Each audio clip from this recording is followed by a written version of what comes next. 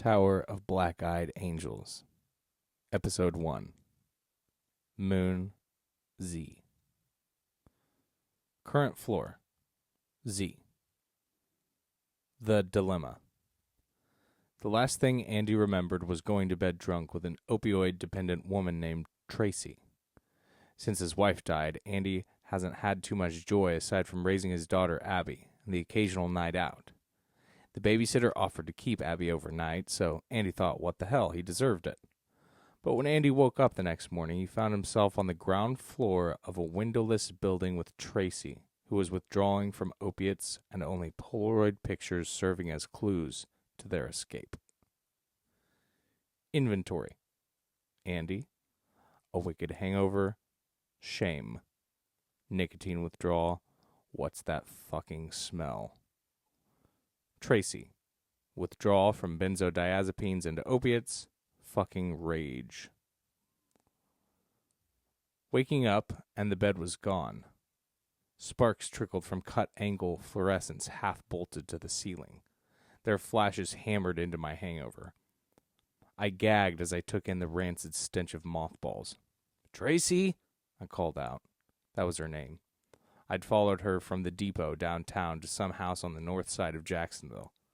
She was white with blonde cornrows. Had it really smelled this bad? I felt like I would have remembered. I coughed, sitting up and covering my mouth. "Tracy, oh Jesus, fuck!" My hand came away bloody, but it wasn't the cough. A crimson web of broken glass sat beneath me. I tried to stand and fell into a pile of empty boxes. There were what looked like coffee stains on the floor. The light flashed. My head pounded. "Jesus, fuck," I said again as I clutched my head and stumbled toward the door. But I stopped. My left hand, the bloody one, had soldiered through the pain of traversing my pants pocket lip to where my lucky strikes should have been. My left hand knew well that we were not leaving this room without cigarette tucked into corner of mouth. The fear was like a tonic for my hangover, sharp clarity shooting from stomach to brain. I spun, kicking boxes, rechecking pockets, crawling on hands and knees, the rectangular image firm in my mind. Red, black, white, lucky strike.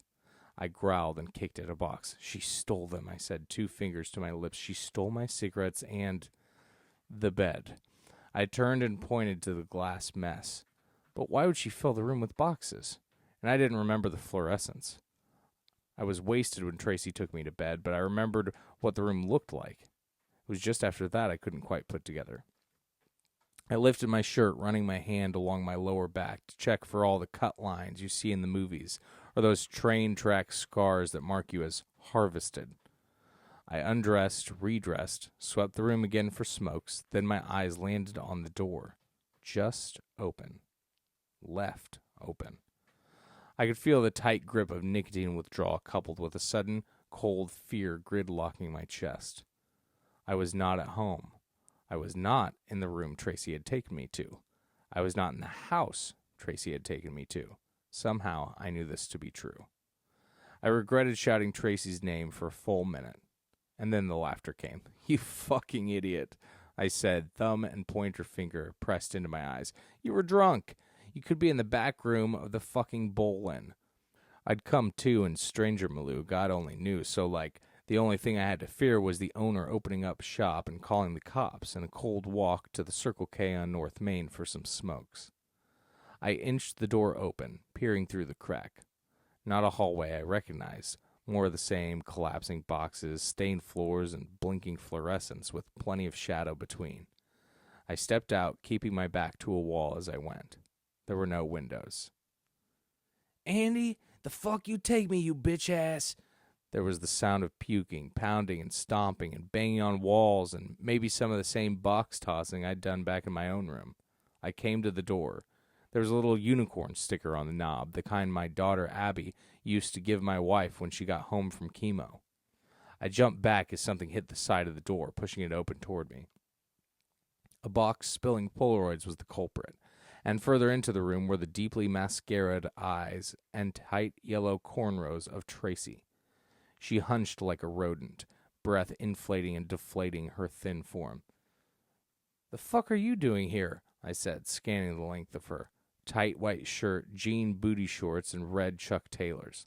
She bent down to pick up a piece of broken glass and hurled it at me, missing. "Where the fuck are my Newports, bitch?" she said. "What? No, you took my cigarettes, bitch. Jesus, you look like more than Newports in there, and you know it. That's why you ain't giving them back." She was doing that finger thing that white girls on the north side did, where they, kind of point at you from every possible angle and jerk their heads around like a snake or a chicken or both. "But if you don't give them, and soon, motherfucker, I'm gonna fuck you up. Hell yeah, fuck you up, send you back to wifey with claw marks. Hey, the fuck you think you going?" I left her there, trying the other doors across the hall, each with their own sticker, one with the giraffe, another with the tadpole, a genie on the last. I bent down to pick up a Polaroid from a box just inside. The picture side was an old oil lamp. I flipped it over and found a typewritten message. "Subject genie has started to show signs of early development. Will not remain this creature long. The moon nears." There was no one in the room. "Fucking bitch-ass motherfucker," I said. "Tracy, you are so hot, but your teeth are very big, and they, really show, if you will, when you do that fucking pointing thing," I said as I turned on her, clutching my head. She'd found her way out of her room and stood just behind me in the hall. "I shouldn't have said that. I'm sorry. I need a fucking cigarette," I said. "They're gone. Here." I pushed the Polaroid to her. She burrowed into me with those raccoon eyes. "Look at this," I went on. "I don't think we're at the bowling." "The fuck is the bowling?" "Bowling alley." I know you don't bowl, Tracy. Just read the back." "This some college bro bullshit," she said, whipping the Polaroid at me. It bit into my chest with a corner and fell to the floor. "You one of them fucking Jeffrey Dahmers got me fucked up in some building you own 'cause you some slick fuck washing your skin off every morning in some, fucking glass palace shower, windows and shit so you can see skyscrapers or some shit."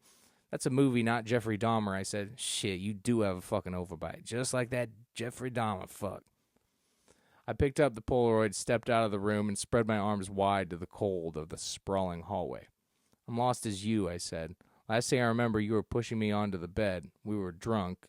Wait." "Yeah, that's right, wait. You never drank."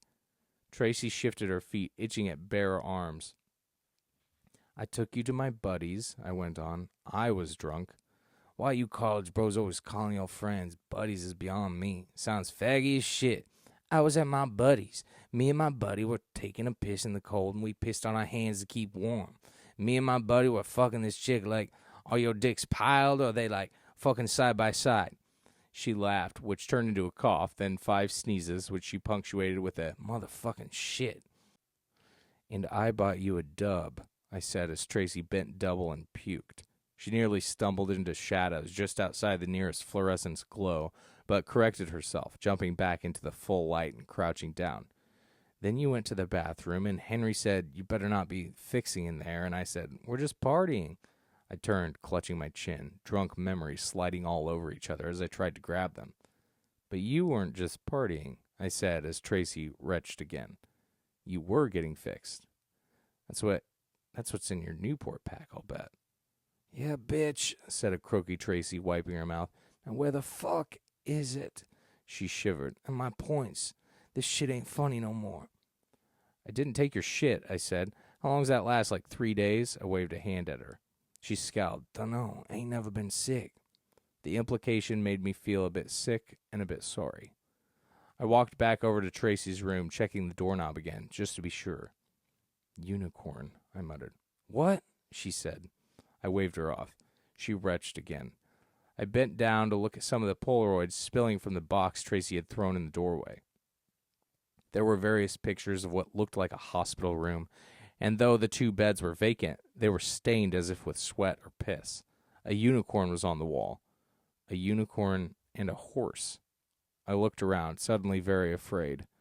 Tracy's 6-pace distance from me was too far. "Come on," I said. She shook her head, wiping her mouth with the back of a hand. "I need a fucking minute." I considered a different path, decided there wasn't one, and decided it was better to just go in all the way like a cold pool. I rushed in and my skin turned to goose flesh. I rifled through boxes until I found a Polaroid of a trumpet with writing on the back.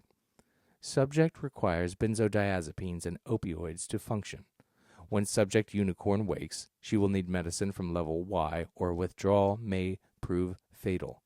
Will remain this creature for the foreseeable future. The moon is far. Light shot from the corner of the room as if the flashing fluorescent bulb had found new life, or Tracy had found a switch and flicked it. A thick hum pulsed in my ears like mounting pressure on an airplane. The smell of dead mothballs intensified. I looked up, dropped the Polaroid, and screamed.